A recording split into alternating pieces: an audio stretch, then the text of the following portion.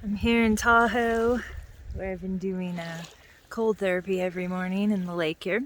And right behind me, there is a trap that's going into the water there to catch the crawdads that are in there. And I was thinking about it because my friend and I were talking yesterday, and she's like, why would you eat the crawdads?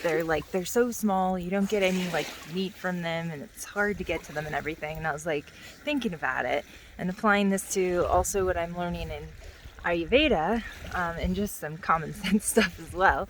That when you are growing or catching or raising your own food, then you are going to be more mindful of what it is that you're eating because you've spent a lot of time to grow or whatever it is that you're doing with that food. And when you're eating it, you're paying attention to more of the flavor, the texture, what it is that you're actually putting in your body, and probably thinking more about even the nutrients that are in that. Like if you're growing lettuce, you know that lettuce has certain things in it. And and if you're, raising chickens to eat the eggs, then you're going to be like more aware of the good cholesterol that's in there and different things.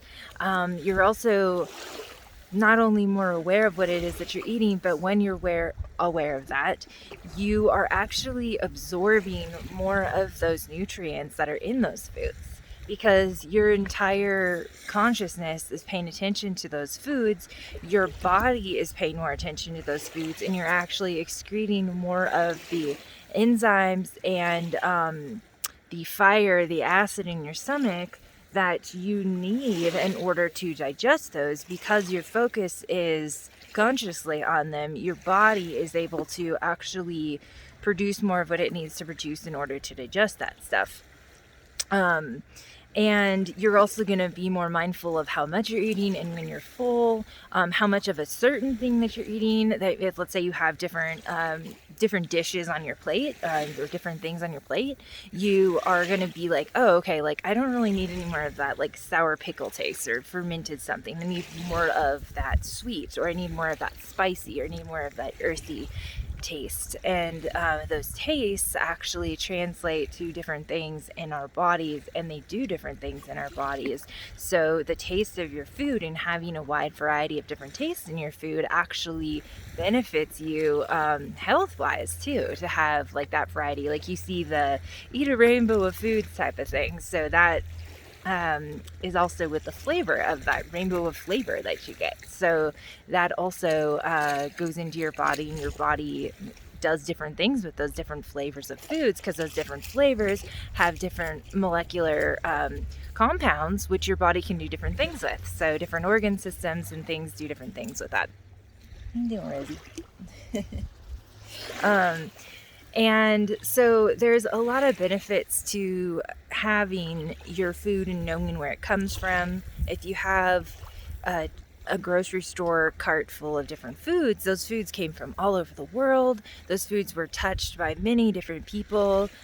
Different soil systems were involved in growing those foods, even like box processed things. They're coming from different grains or whatnot in order to be processed into crackers or cookies or chips. So they're all plants that all came from the earth. And if you're eating animal products, those animals ate things that came from the earth. So you have different soil systems. You have then those food items were put onto a truck and transported to a facility to either process it or directly to a grocery store.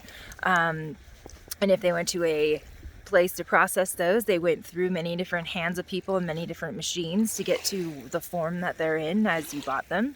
And then they go on a truck again, and then those end up potentially going to a warehouse for a while, and then on a truck again, and then going to the grocery store. There's many different like avenues for where your food has been before it actually gets to your mouth and into your body.